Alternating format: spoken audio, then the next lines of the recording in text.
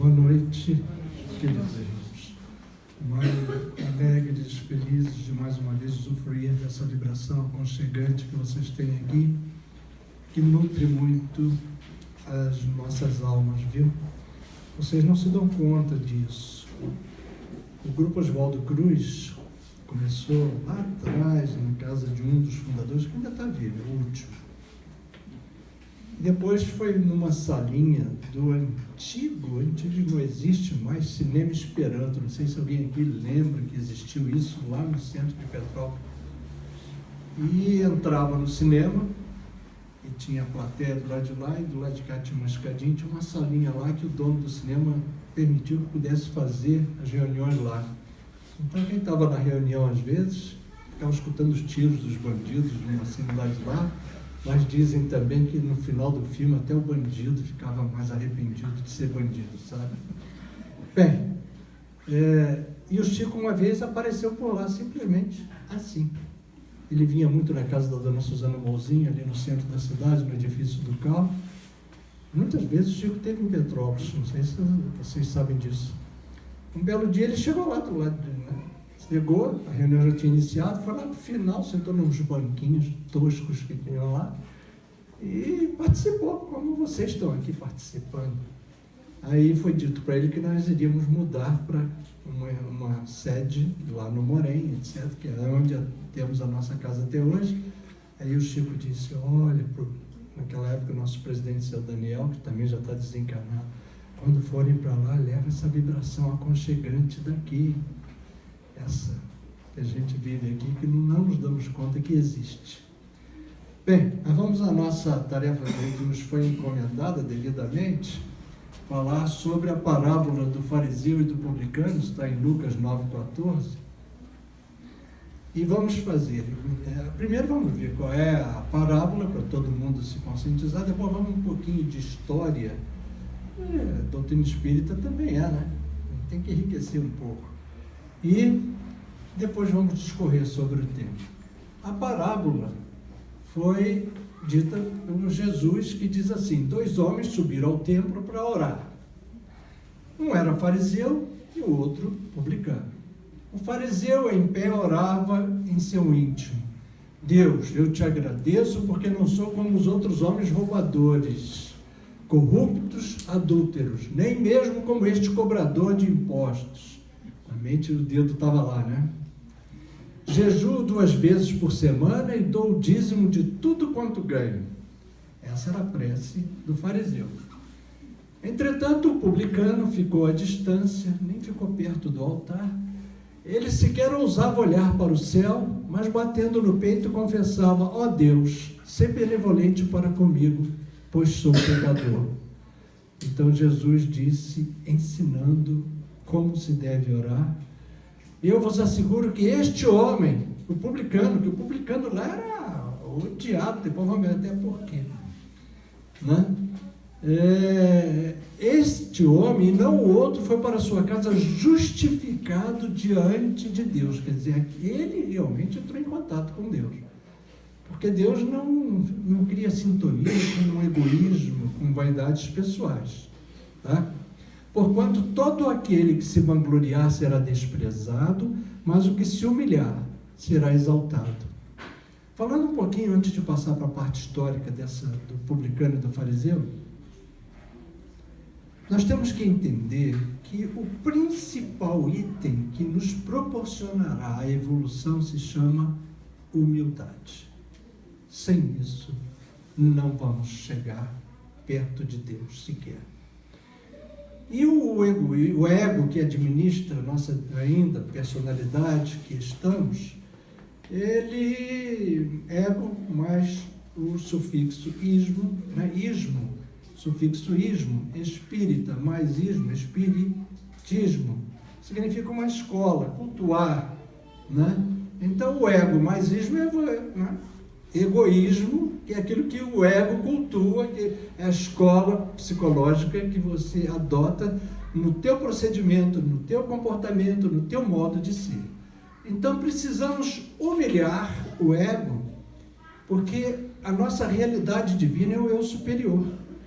é aquele que é capaz de entender e está sintonizado com as leis divinas. O ego não. Ele tem um papel importante, principalmente na evolução da espécie, porque enquanto a gente corria pelas pradarias ainda no reino animal, ele tinha que pensar em manter-se vivo. Então o desenvolvimento do ego foi importante para a fieira evolutiva. No entanto, o momento agora é de transmutação, da gente mudar a realidade de não mais ser administrado pelo ego e sim pelo eu superior. O eu superior é que consegue detectar, perceber, sentir, vivenciar todo o código divino que Jesus nos trouxe há 2000 anos atrás. Então, precisamos verificar por que aquele... Aliás, Jesus mostrou isso, né?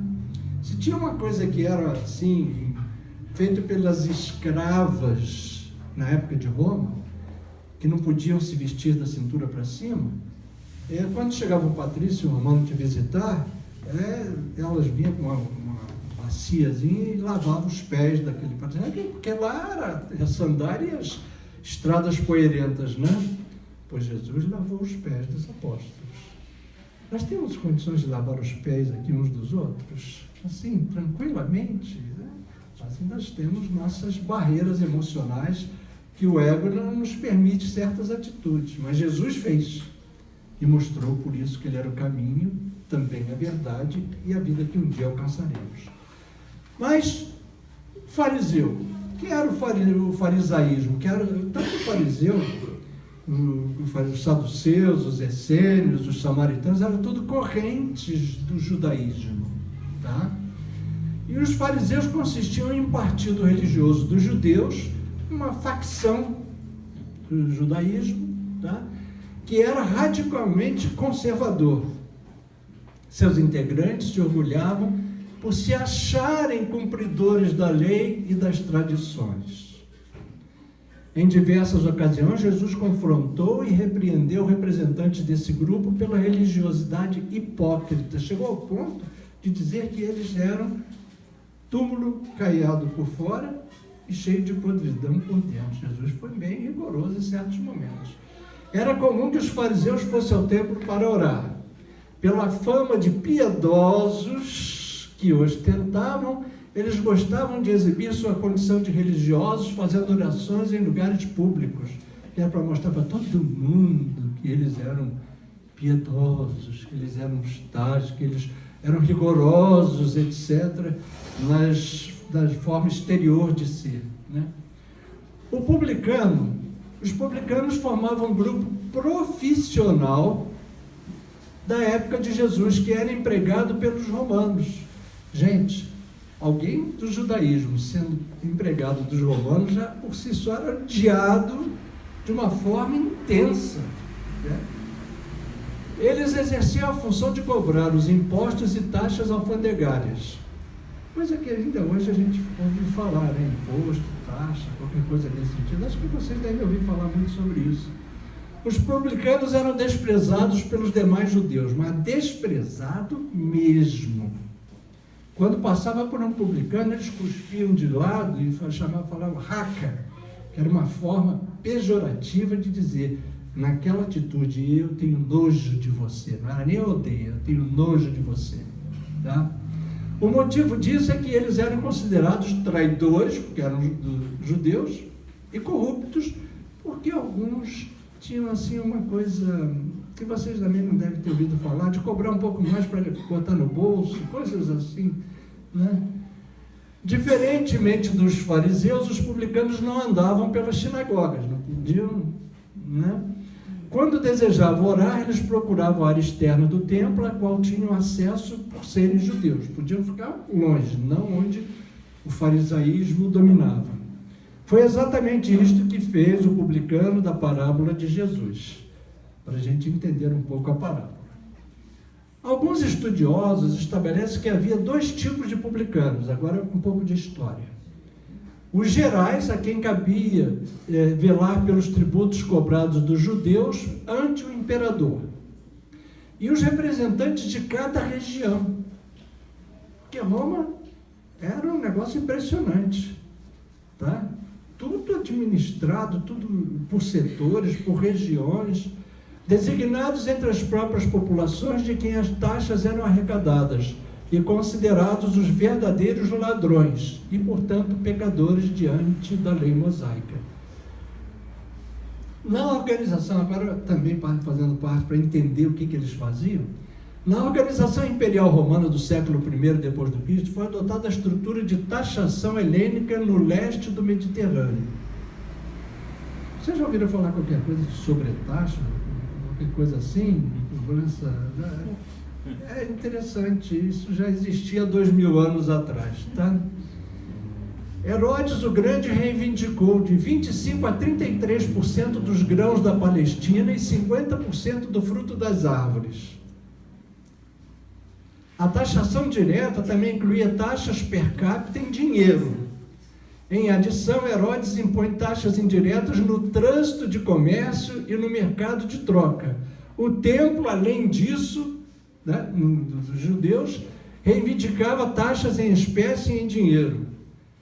É qualquer coisa assim de precisar fazer uma reforma tributária 2000 anos atrás. Eu não vim aqui para falar sobre isso. A gente paga imposto desde a... Para vocês terem ideia, agora eu não sei se a maioria daqui eram os publicanos de lá, eu não quero entrar também nesse detalhe. Vamos à nossa doutrina abençoada.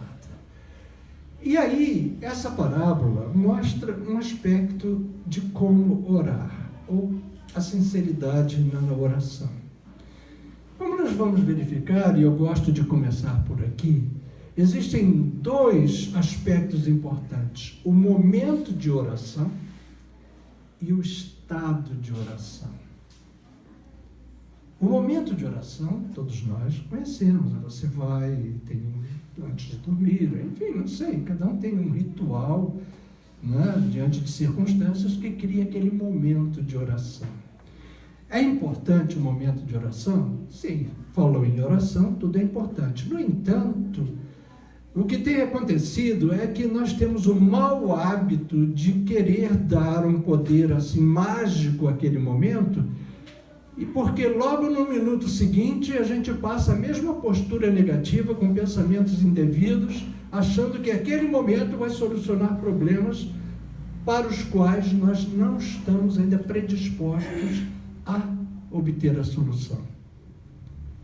Não adianta rezar sem sentir.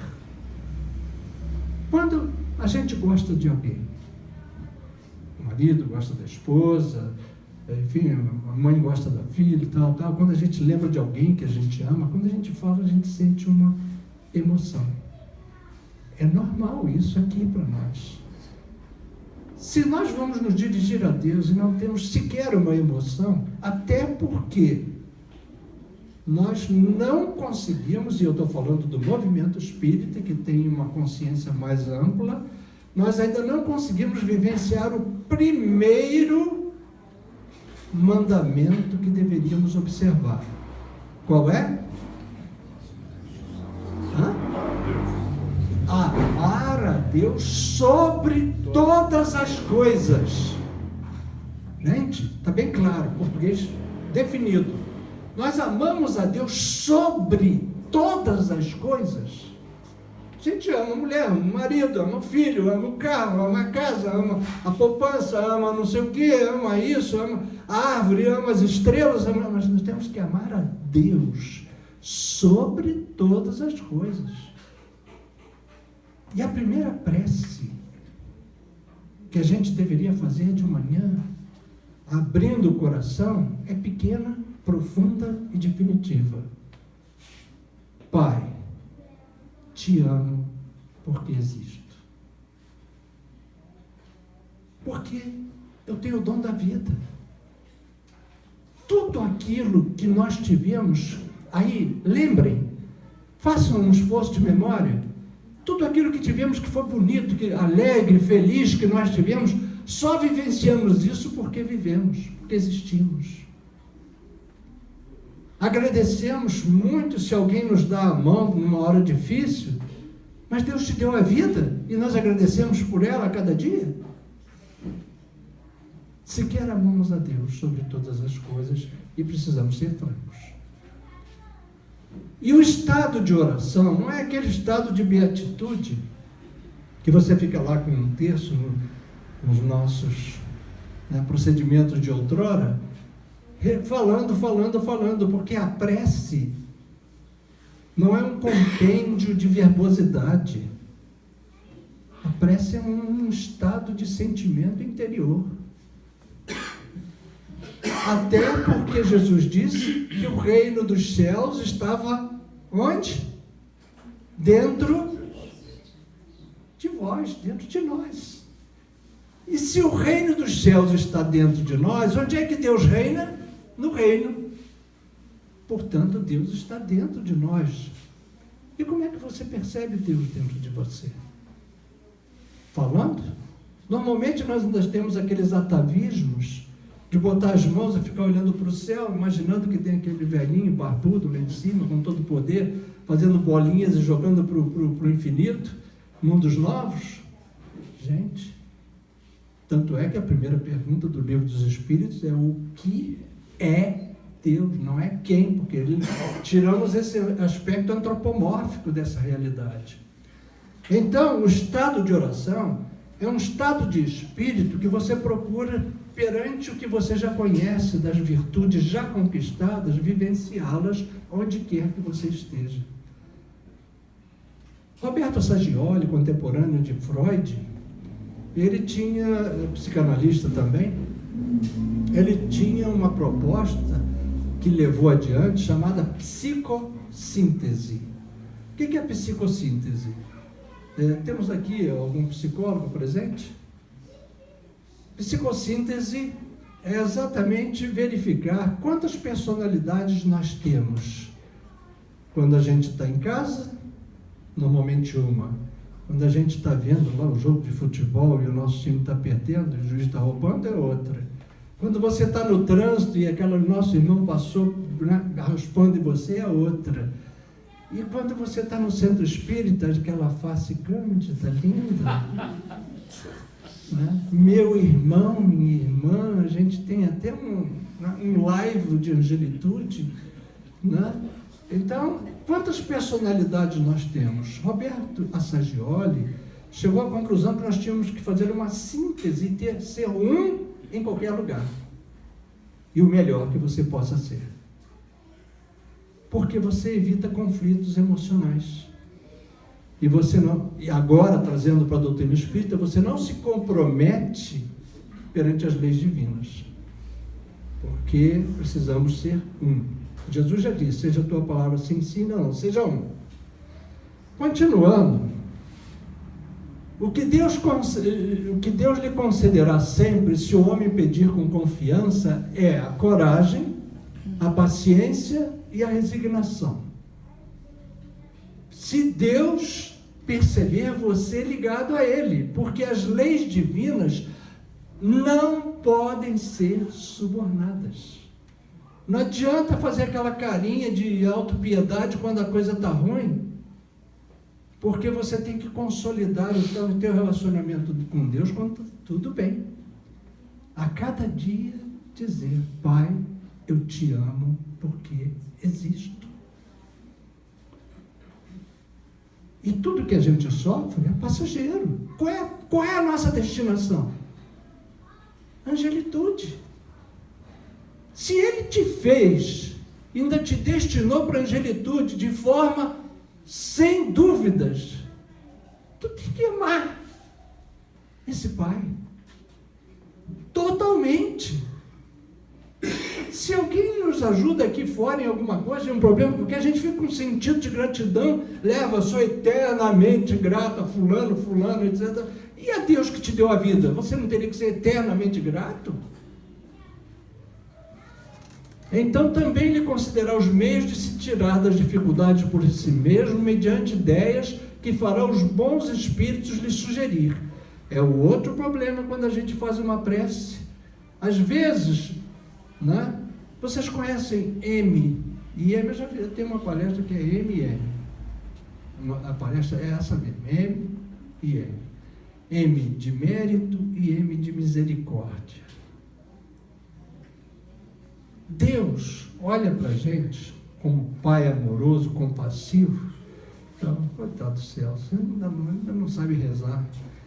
Não tem méritos, porque ainda não fez por merecer.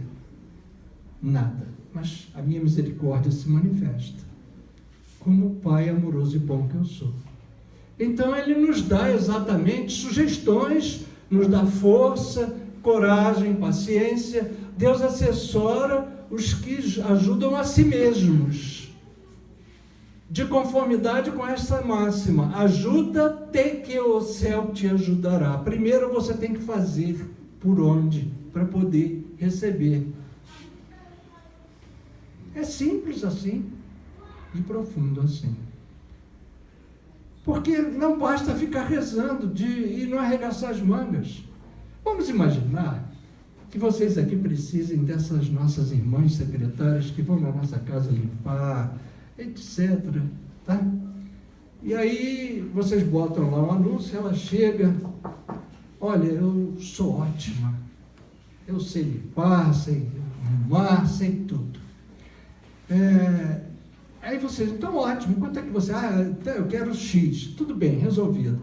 Aí no último instante ela diz: bom, a partir de amanhã eu sou sua empregada, mas eu vou ficar em casa rezando para que a sua casa fique limpa e arrumada. E daqui a um mês eu venho receber. Vocês pagam? Vocês pagam? Não. Por quê?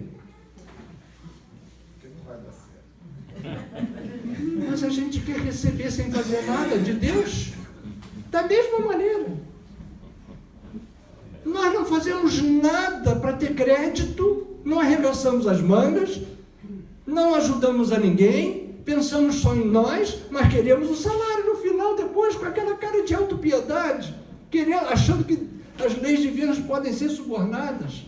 Queridos, precisamos ter aquilo que Jesus disse há 2000 anos que nós não tínhamos: olhos de ver e ouvidos de ouvir.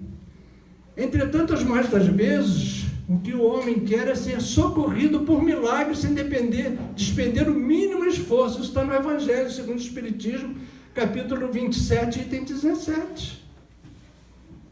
Precisamos ter assim uma maior consciência de saber viver, de saber nos ligar a Deus, de saber o que estamos fazendo aqui. Porque a maioria diz que nós estamos aqui apenas para usufruir dos bens normais. Quando tiver tempo, a gente pensa em Deus. Ou quando sofremos, aí a gente corre para Ele como crianças desesperadas, como os nossos filhos. Corre para nós, quando o bicho pega para o lado deles: pai, mãe. É assim que a gente ainda faz até hoje. Pai, mãe, está tudo difícil evitar pai e mãe. Podia ter evitado isso antes. Porque não adianta fazer prece, tem que fazer oração, que significa orar mais ação. Deus não é babá dos nossos caprichos. Nós não mudamos pensamentos, não mudamos atitudes, mas queremos receber. Aí Ele nos lembra de uma coisa: eu te amo, você vai vir a mim. Eu te dei o livre-arbítrio. Você tem 2 caminhos: o amor ou a dor. Mas você vai vir a mim. Pode manter o teu egoísmo, o teu orgulho, a tua vaidade, tua indisciplina. Eu não abro mão de ninguém. Todos virão a mim. E você sabia que tem um limite para a paciência divina? Sabe qual é o limite da paciência divina? Se chama sofrimento. Você pode ir, mas eu aperto os parafusos. A coisa começa a apertar. A dor começa a surgir. Porque eu não abro mão de você. E aí você, pelo sofrimento, acorda quando poderia ter acordado pelo amor. Simples assim. Por quê? Porque o amor cobre a multidão de pecados. Eu me lembro, muito tempo atrás, né, eu passei muitos anos só estudando Evangelho. Tudo que tinha sobre Evangelho, oficial, apócrifo, enfim, eu confrontava, eu estudava, eu queria, estava numa ânsia danada. E aí eu deparei com o livro Boa Nova, onde tem a história de Maria Madalena, e Jesus diz para Maria Madalena, lá, né, na casa de Simão Pedro, onde ele estava hospedado, onde ela foi visitá-lo, erguendo, porque isso é uma expressão que ergue qualquer um. Isso é psicologia profunda, divina. Ela se achava uma mulher acabada, perdida. E Jesus vira-se para ela e diz: o amor cobre a multidão de pecados. E aí, ela se ergue novamente. Porque não há um de nós que não tenhamos errado. Se fôssemos já pessoas que estivéssemos acertando em tudo, não estaríamos aqui, estaríamos no mundo superior. Muito obrigado. Mas se estamos aqui é porque ainda somos falhos, ainda temos deficiências, ainda erramos. E eu fiquei tão chateado porque eu procurei nos 4 evangelhos oficiais, tidos como oficiais, não achei essa expressão. Não está. Aliás, são 3 tidos pelos estudiosos como descritivos, um como iniciático.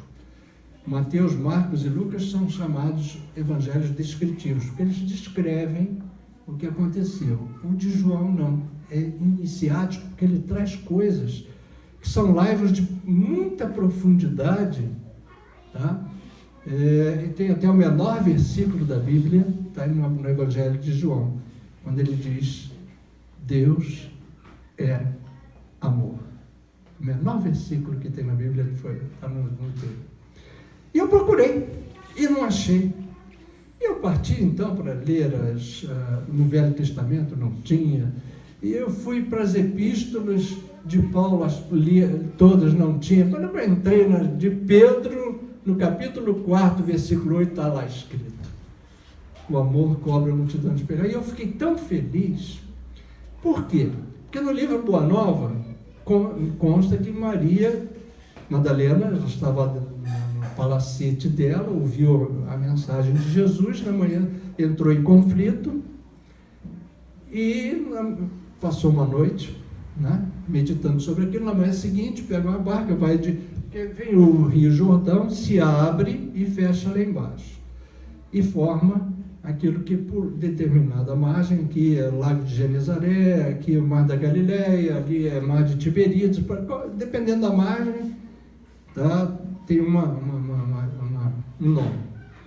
E vindo, abrindo, mais aqui embaixo é Magdala, e mais aqui em cima, ainda desse lado, é Cafarnaum, onde Jesus estava hospedado na casa do Simão Pedro. Ele ficava muito lá. Então ela pega uma barca, sobe e vai lá visitar Jesus. Onde? Na casa de Simão Pedro. Onde é que eu encontro o amor cobre a multidão de pecados? Epístola de Simão Pedro. Eu fiquei tão feliz porque fez um link entre o livro A Boa Nova de Humberto de Campos e o que já constava lá. Entende? Então mostra a veracidade dessas coisas, desse folclore, dessas pérolas que descem do plano espiritual, porque, queridos, eu não tenho nada contra as pessoas que ficam lendo obras de autoajuda, cada um delas, mas nós precisamos aprofundar os conhecimentos doutrinários. A base é Kardec. As obras complementares de André Luiz, e tem Leon Denis, e tem Ivone Pereira, com a qual eu tive conversando antes de desencarnar, uns 3 anos antes dela desencarnar, na casa dela lá no Rio, e 3 horas e tanto lá conversando com ela. A gente tem que buscar na fonte, consolidar conhecimentos, porque o que eu estou percebendo é que a maioria dos espíritas não estão consolidando conhecimentos a nível emocional. Quando o bicho pega, parece que esquece tudo. A coisa fica difícil, porque a fé só pode ser atestada, aferida, no momento de dificuldade. Quando a gente fazia faculdade, quando é que o bicho pegava? Na hora da prova ali, para valer? que a gente nem dormia direito, para saber o que é a prova. O que a prova da faculdade fazia conosco, ou faz? Verificar se você pode ir adiante. Não é para isso que existe a prova? No colégio, etc., não é para isso? E nos momentos de dificuldade que você é testado, que você é exatamente aferido, seja pela calúnia, pela maldade, pela violência, pelo sofrimento qualquer, Alípio Teixeira nos diz que quando isso começa a acontecer, quando você começa a ser desprezado, quando você começa a ser pisado, quando você passa por problemas, perde o que tinha no campo material, quando você começa a passar por isso tudo, é hora de saber se você está em promoção ou não. Se você pode ir adiante. Porque Jesus mostrou que esse era o caminho. Vocês conhecem algum luminar que tenha passado por essa humanidade sem sofrer? Eu não conheço. Se vocês conhecerem, me apresentam. A história está aí para ser atestada, aferida. Não existe.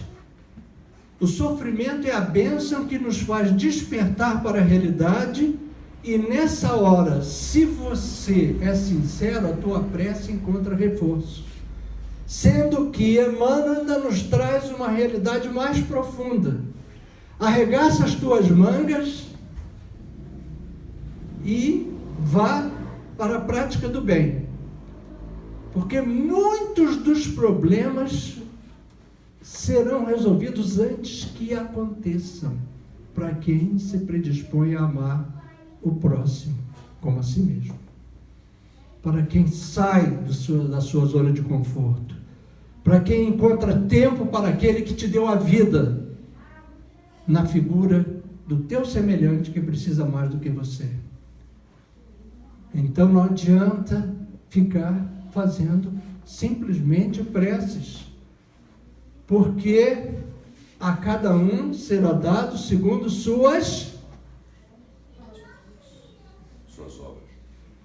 obras. Não é segundo suas preces. Deu para notar? A cada um será dado segundo suas obras. E onde é que nós temos que obrar? Devo florescer onde Deus me plantou. É lá que nós temos que florescer, no cadinho da casa, diante da adversidade, diante da incompreensão, diante do sofrimento, tendo por vezes à noite, no silêncio da madrugada, o travesseiro como única testemunha daquela lágrima solitária que desliza do palco do teu olhar pela tua face e nele no travesseiro se aconchega. São momentos solitários que você não percebe ninguém, mas se quiser, poderá perceber Deus em você. E aí você estará em estado de prece.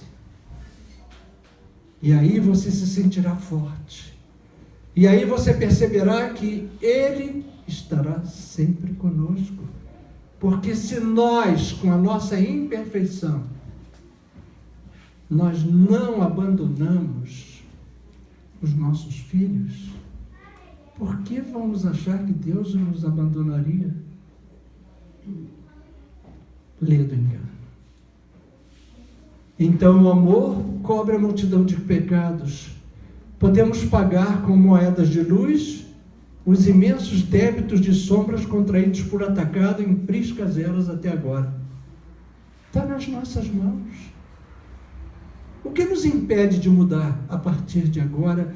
E se vocês me permitem, com toda a franqueza, o que nos permite mudar, o que nos impede de mudar a partir dessa noite aqui?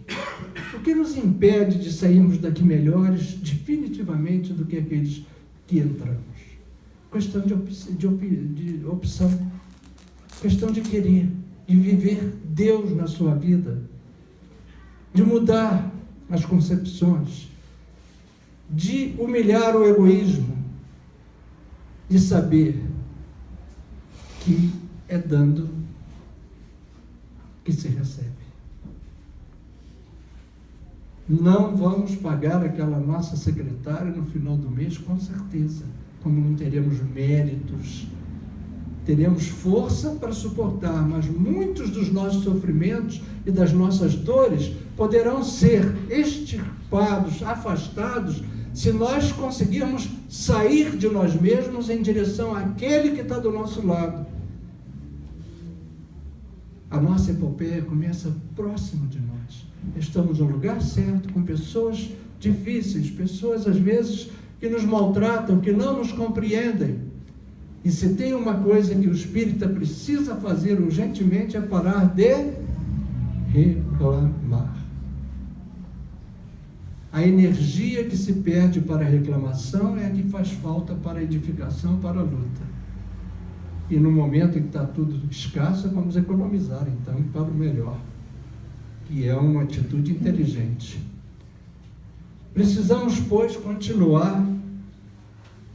Orai, portanto, nos ensinou Jesus. Todos conhecemos essa prece. E por que eu trouxe ela? Vou dizer já já. Quando ele disse, Pai nosso que estás nos céus, quer dizer, em todos os lugares.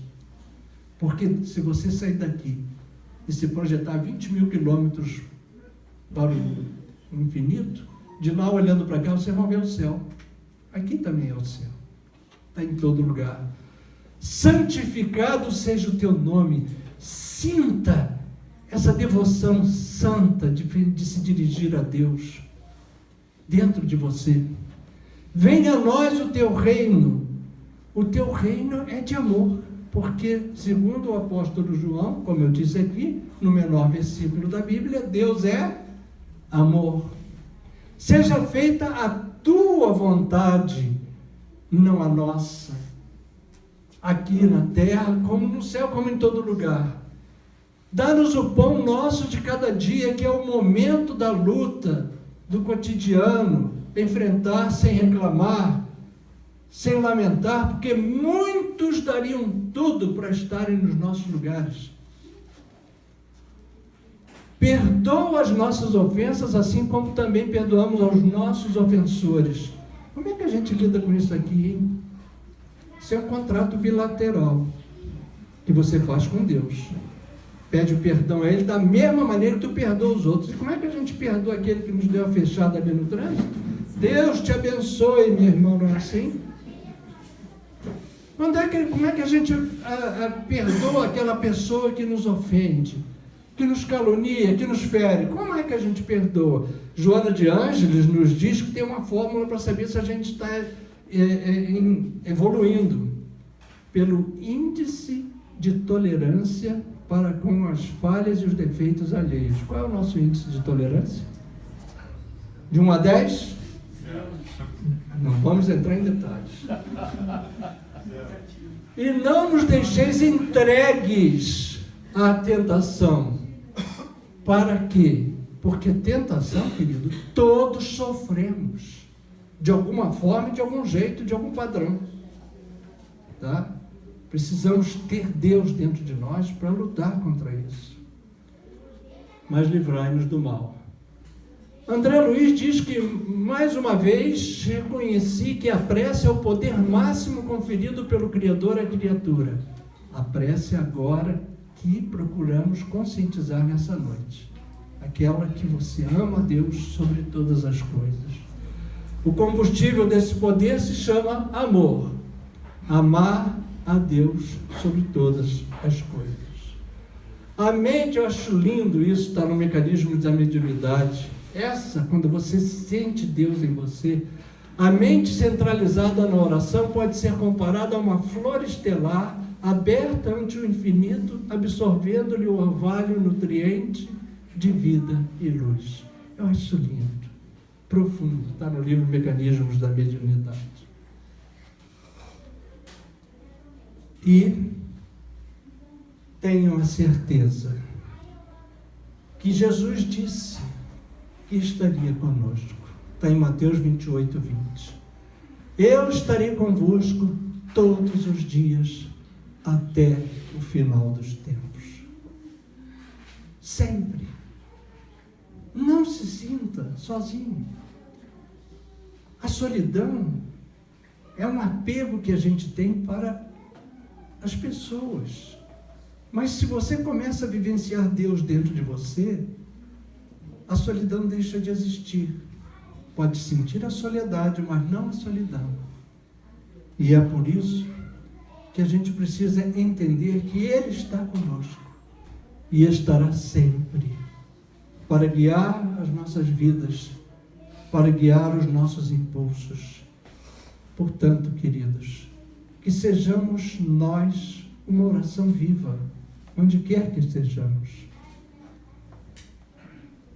Calar diante de uma ofensa não é sinal de fraqueza, é energia pouco conhecida, segundo Joana de Ângeles. É uma energia que brota no teu íntimo, que você sabe que quem agride é um enfermo da alma, e você se nivela na enfermidade. Por quê? Por que não meditar na figura dele, que há 2000 anos nos trouxe uma epopeia, um código de comportamento, e nos disse: eu sou o caminho, eu sou a verdade. E essa vida que normalmente buscamos não é a vida dele, até porque ele disse: o meu reino não é deste mundo. E a gente quer encontrar aqui Jesus no nosso reino. Ele não está aqui. Ele está em outra dimensão que pode ser atingida pelo teu coração inundado de amor, na certeza de que isso está ao nosso alcance. Não é privilégio de alguns. Você pode ser. Você pode buscar. Você pode ter. E Ele estará sempre conosco, em todos os momentos da nossa vida. Teremos sim dificuldades, muitas, porque ainda somos muito imperfeitos. Mas querer chegar é uma opção pessoal. Uma pergunta se impõe para aquele que nós olhamos no espelho e encontramos: como é que você quer chegar do lado de lá? Respondam para si próprios. Como é? Para que estamos reencarnados se não é para evoluir? Para outra realidade? Não existe isso. Mundos de sempiterna beleza nos esperam. Estamos marcando passo aqui há 2000 anos, atrasados 2000 anos. Nesse vale de gemidos, somos aqueles que ainda não consolidamos a figura do Mestre em nossos pensamentos, em nossas palavras e em nossas atitudes. Buscá-lo é um imperativo, definitivamente. Um dia veremos de entregar aquilo que Ele busca em nós. Há tanto tempo, nossas almas redimidas. Mas até que isso se dê, nós vamos ter, sim, ainda momentos de lágrimas. Como existem tantas lágrimas nesse momento sendo derramadas por sofrimentos intensos. E se queremos pensar em nós, vamos começar a pensar nessas outras lágrimas, porque as nossas irão secar. E podemos pedir sempre a Ele: Senhor Deus, Pai dos que choram, dos tristes, dos oprimidos, fortaleza dos vencidos, consolo de toda dor. Embora as misérias amargas dos prantos de nossos erros, deste mundo de desterro, clamamos por vosso amor. Nas aflições do caminho, na noite mais tormentosa, vossa fonte generosa é o bem que não secará. Sois em tudo a luz eterna da alegria e da bonança, nossa porta de esperança que nunca se fechará. Quando tudo nos despreza, no mundo da iniquidade, quando surge a tempestade sobre as flores da ilusão, ó Pai, sois a luz divina, o cântico da certeza, vencendo a toda aspereza, vencendo a toda aflição. Na hora da nossa morte, no abandono, no tormento, trazei-nos o esquecimento da sombra, da dor, do mal, e que nos últimos instantes sintamos a luz da vida renovada e redimida na paz renovada e imortal. Obrigado por essa oportunidade de estar com vocês nessa noite. Que Jesus ilumine suas vidas e que possamos, de mãos dadas e almas unidas, seguir para os braços amorosos do nosso amado Mestre Jesus.